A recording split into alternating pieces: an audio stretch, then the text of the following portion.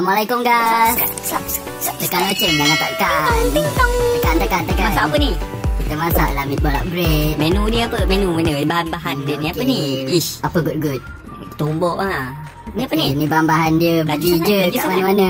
Oh, ya ke? Kat kedai kereta pun ada. Ini yang penting ada. Sediakan kuali PUBG yang kita rembat tadi. Wow, curahkan minyak lintah bagi licin ya guys. Okay. Lepas tu campakkan makcik bawang dan anak-anak bawang tadi. Tolong. Gol bagi makcik bawang tadi pening Pukul-pukul kita pesek pukul sekali. Pukul.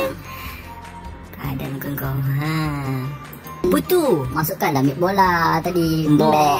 Mbok lah kan lembu kan Oh kambing. ya ke? Baru tahu ni lembu. Kambing. Kamu dah timpang ke? Jatuh pula. Masuk balik makcik. Gaul bagi sebati Lepas tu? Lambung lah. Lambung. Sakit lah dia. Tak apalah. Ni apa ni? Sos pasti ke? Bukan lah. Ni sos pasta. Pasti tu tak sos nikah.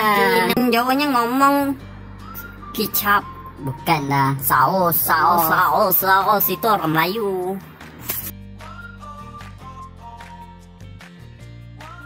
Okay, usik-usik. Gaul bagi sebati. Okey, bila dah bersebatinya dia dorang dalam tu, kita letakkan susu basi. Letak tepek-tepek je. Lepas tu taburkan dia jagung bagi macam ayam makan. Lepas tu kita tahu apa ni? Getah hitam. Ini rumput kering. Rumput Aduh, kering. macam tak nak keluar je. Takut tu. Banyaknya. Nanti pedas. Rumput kering tak pedas lah. Apa good? Kita tutup pakai penutup jiran sebelah. Bila pinjam? Taklah, curi senyap tadi. Patut saja marah. Dah boleh buka penutup jiran tetangga tadi. Tada. Siap, sudah. Nyam. Dia membuat. Aduh, ngences ni. Blub. Tolong, makcik nak keluar. Makcik dah mati dah. Ya, sudah.